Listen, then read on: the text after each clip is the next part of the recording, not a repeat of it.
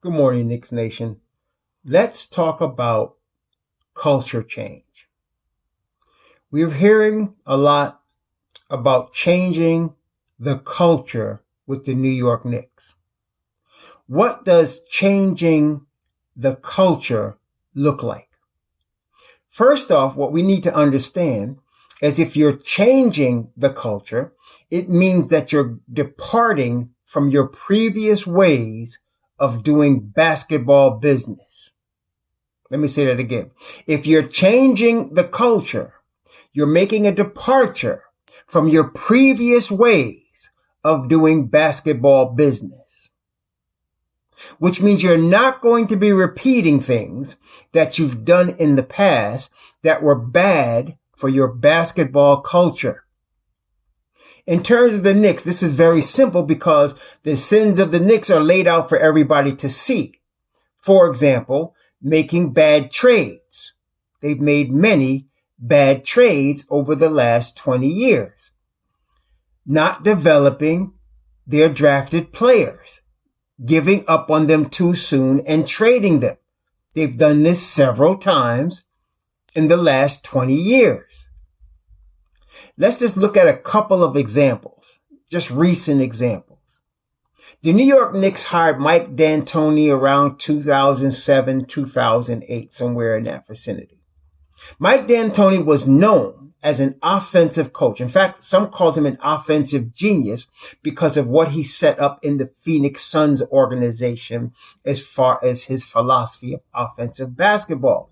They called it they actually called it was speedball offense or 7 seconds or less. That's what was typified by the Mike D'Antoni system. Now, I wasn't in agreement with Mike D'Antoni's system. As you can see from my videos, I'm more of a defensive oriented mind in terms of basketball, but I received it because one thing that I noticed about Mike D'Antoni, although they didn't win a championship, he was winning. His teams had winning records every year.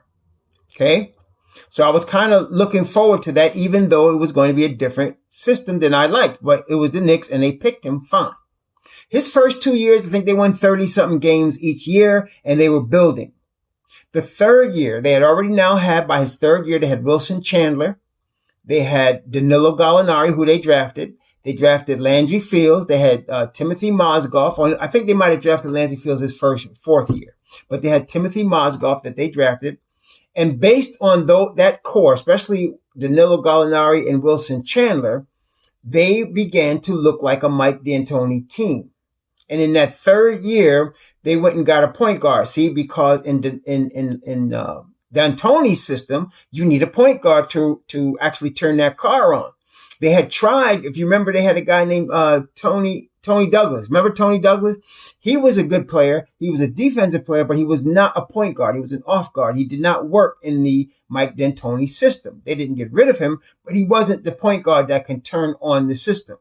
His third year, they signed a free agent by the name of Ray Felton. Ray Felton was in no wise a top tier point guard, but he was a point guard. And not only that, he was a second tier point guard. But he put him in D'Antoni's system, and then they went out and signed Amari Stoudemire. That's a different story. They tried to get a guy from Atlanta that was coming, but he ended up signing a $100 million deal with Atlanta. So then they went and got the Amari Stoudemire, whose knees were so bad they couldn't even get him insured, and who even Phoenix was not going to re-sign. So that's all they could get. But with Amari Stoudemire, with Danilo Gallinari, with Wilson Chandler, and then they had Ray Felton. And in that year, if you remember, anybody that remembers that year, Ray Felton was playing so well in that system that he was being talked about in the All-Star conversation as a possible All-Star team guy. Okay. And so they were on their way to now going to at least above 500 record in the D'Antoni system. And myself, I was looking for them. I liked Ray Felton, but I was looking for them to get maybe even an upgrade at the point, because that would really cause D'Antoni's system to go and get some more shooters. Well, they got shooters. They went and they got Steve Novak at that time. Okay. And so they had the system that he needed to be in place to create the culture he needed. They also had a very good general manager by the name of Donnie Walsh, a management genius out of Indiana. And so we had everything in place to create what D'Antoni was going to have. Whatever that was going to be, it was going to be a winning program.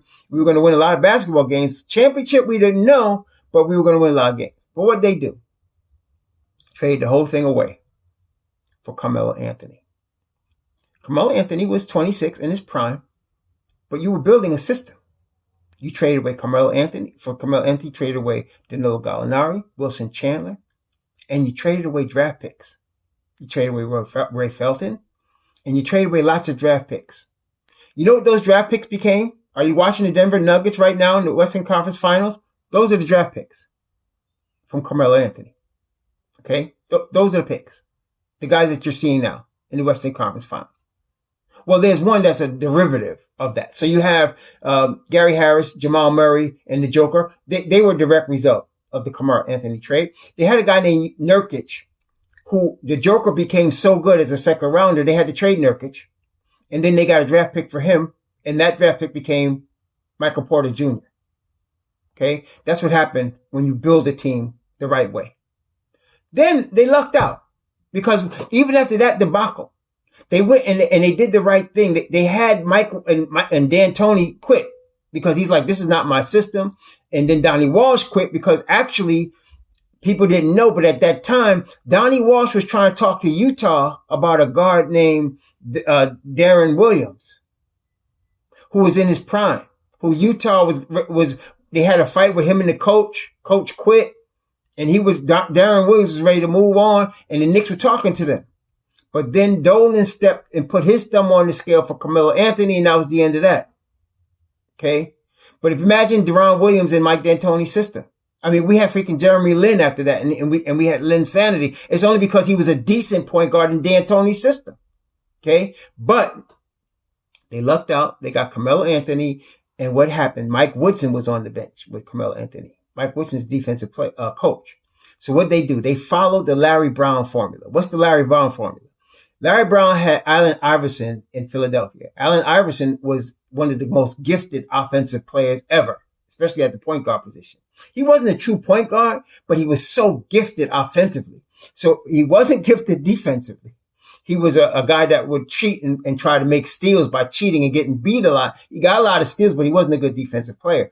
But what they did is they surrounded him with defenders, like Eric Snow and Mutombo. They surrounded AI with defenders, and he was the guy that was doing all the scoring, right? And they went to the finals. So Woodson followed that formula, right? They got Tyson Chandler, they got Iman Shumpert, they got defenders around Melo, and they still had some shooters. They needed to shoot. They had Steve Novak still. They went and got J.R. Smith in that Carmelo trade.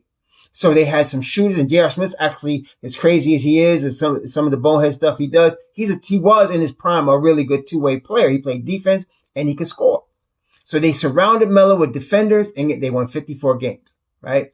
Then Melo gets hurt in that second year, that third year really was. Melo got hurt and they won 37 games. They came on strong at the end to make a playoff push, but didn't quite make it. And then Dolan puts his hand on the scale again and gets Phil Jackson, and Phil Jackson blows it all up. So see, that's Nixie, right? We blow up, we start to build the culture, we blow it up. We trade away draft picks. So now we get Leon Rose and we get Tom Thibodeau. They've also hired development people with Walt Perrin, Johnny Bryant, and Mike Woodson. Tom Thibodeau's a defensive coach. So we want to have now a defensive culture. That's what he brings to the table. So now we're talking about changing the culture. I want to address anyone that's talking about any deal regarding Mitchell Robinson, Frank Nilokina, Kevin Knox, or RJ Barrett. The reason these guys, I say, are all off the table is not because of their talent, although I feel all of them are talented. Listen carefully. They're off the table because we're supposed to be trying to what? Change the culture. What does that mean? We're not doing what we were doing in the past. We're not trying to trade our draft picks for old players. That's going to be our saviors. That would be the same old Knicks if we did that. We're trying to change the culture. We all admit, any Knicks fan that actually have half a brain about basketball would admit that over the last 3 years, the Knicks have not only been a dysfunctional organization completely, the coaching has been horrible. And the development didn't even exist. Mitchell Robinson learned more from DeAndre Jordan when DeAndre Jordan was here for half a season than he learned from anything on the Knicks coaching staff. That's how bad the development was. So now you got all of these players and you basically wasted 3 years of their careers. Good thing they were all 18 and 19 years old when you got them, because there's still time to develop them. You can't look at what Kevin Knox has done over the last 2 seasons. He had no guidance. They had no organization. He got no development. So we don't know what Kevin Knox is going to be. Anybody saying what Kevin Knox is never going to be doesn't know what they're talking about, because we don't know. But we now have a development staff that's based in defense. Tom Thibodeau has, what has he got to work with from this rubble? He's got Mitchell Robinson, RJ, and he's got Frank, and he's got Knox. That's what he's got. And if we're going to change the culture, we can't even think about trading any draft picks or trading any of the guys we have drafted. Because to change the culture means you're not doing what you used to do. So there is no right deal out there for any of these guys if we're changing the culture. If we're not changing the culture, then they're all on the market, aren't they? Because then we're the same old Knicks. And whatever, past or future all-star we might be able to get and trade the whole thing away to get it, like we did for Carmelo, we might do that. But if we were changing the culture, really, they're off the table. For general principle, they're off the table. Because we're changing how we do business. That's a change in culture. Okay? And this is the year, for example, you see what you have in Frank Nilokina. It's his 4th year. He's been with 4 different coaches. And the only one that knew what they were doing was Hornacek, and he couldn't do what he was doing because he was so scared of Phil Jackson, he didn't even run his own program. Phil Jackson was trying to coach from the president's box. That didn't work out, obviously. So he stole $60 million from Dolan and went back to Montana somewhere. But Frank Nilokina never got the proper development. And then it's obvious. Thibodeau coached the team like he was coaching a junior high girls team, where the parents were in the stands saying, when is my girl going to get it? And he kept changing the lineup. He couldn't even keep a consistent lineup. He didn't even know what development was. So now you got a real coach in Tom Thibodeau. You got real development staff with Johnny Bryant, Mike Woodson, and Walt Perrin. You got a real system. You got a real general manager. We'll see about the general manager, but you got a real president. Now it's time to show you're going to change the culture. And you start off with keeping your draft picks and developing your players. Now, I can understand if the Knicks talked about trading a draft pick this year, like a 2nd rounder for somebody, but you have to understand, we are starting from scratch. We're not getting any Bentley or we're not getting any Rolls Royce candidates in here. We're not getting those. We stink. We're not getting them. Stop talking about getting these high-level guys. We're not getting Giannis in here. He's not coming. AD is not walking through that door. We're not getting him. So we got to work with what we got. Notice what D'Antoni did. We were in the same position when he signed Amari Stoudemire because Dolan messed up there. And this is the thing. I like Mr. Dolan. I'm going to say this. He has made a lot of stupid mistakes that caused us a lot of problems. But I believe that since the whole Phil Jackson debacle, he was really trying to be hands off. And I think he's still trying to do that. He tried to hand it over to Phil, and Phil was being an idiot. Then now he's handed it over to Leon Rose. He's trying to back up off it. Because every time he put his hand, because he went over there, he tells LeBron during the meeting how much money he can make in New York. Do you know what Pat Riley did when he met with LeBron that year in 2010? He took his championship rings and put it on the table. He said, you want one of these? Game over. Game over. It was done then. LeBron was going to make his money regardless of whatever city he went to. He was global already. And Dolan was trying to focus on the business opportunities in his meeting. See, next time he has one, he needs to let basketball pros talk to them. And I think he's learned that. But now, here we are starting from scratch again. And we have an opportunity to do this thing the right way. We got a bunch of guys that we've drafted between 2017 and this year. Okay? Let's develop those guys. Let's not talk about trading them for 35-year-old point guards. All right? Listen. If we get players in here, for example, somebody asked a good question to me the other day. They said, like I was talking about Danilo Gallinari as our stretch four, and somebody said, Toyotas and Hondas are dependable. Danilo is not. And you know what? I can't front. The boy only averages 50 games a year for like the last 5 years. He does get hurt a lot. So I hear you on that. But my point though is we need a guy that can shoot the rock. That can shoot. Not somebody that we think can shoot the rock. That really shoot the rock. And Danilo can shoot the rock. I grant you, he is not dependable. Okay. But I'm just trying to get somebody in here that can open up the floor for our boy RJ. Okay. And the stretch four is not going to be like the team leader. He could be the primary, option on offense, but the team leader is going to be RJ. It's going to be RJ's team. But he needs somebody to stretch that floor for him. And so I'm thinking Bertans, Gallinari. Some people mention Jeremy Grant. And listen, there's a difference between a good basketball player and somebody that's a specialist. You understand what I'm saying? Jeremy Grant is a better basketball player than Davis Bertans and Danilo Gallinari right now. He's a better basketball player, which means he does everything, rebounding, defense, and he shoots pretty good. He's not a great shooter, but he shoots pretty good too. But he's really good defender, high basketball IQ, great finisher. He's a better basketball player.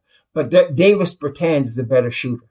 You understand this? So there's a difference. You got better shooters out there. That's all I'm saying. And we need a shooter to open up the floor. Okay. So if we can get a shooter on the wing like a Bogdanovic from the Kings, and we can get a shooter, another shooter, whether it be Gallinari or whether it be Christian Wood. I like Christian Wood too. Christian Wood is like Jeremy Grant. Only thing that we're taking a risk with him is that he just broke out this year at age 24. He's 25. Is this a 1-year thing or is he going to continue to play at that level? I don't know. I hope he does. If he is, he's better than Jeremy Grant even because he stretches the floor better. He plays just as good a defense, and he's young, so Christian will be somebody we would look at as well. But as far as pure shooters, Davis Bertans and Gallinari are the best pure shooters at the 4 spot that's out there right now. The best pure shooters out there. Okay. So all I'm saying is while they may not play the best defense, they are specialists. And for what we're talking about in terms of opening up the floor, that is what I'm talking about. And both Davis Bertans and Danilo Gallinari have a higher basketball IQ than our boy Randall. Okay. And again, let me tell you about Randall for a second. I told y'all before, and I'm saying it again. Randall is not a bad basketball player. He's not. He's not a number 1 option. He's not even a number 2 option. He's terrible in that role. If you make Julius Randle the number 3 option, he becomes a much different player. That's what he played in New Orleans. He was the number 3 option behind Jrue Holiday and AD. He was not the number 1 option.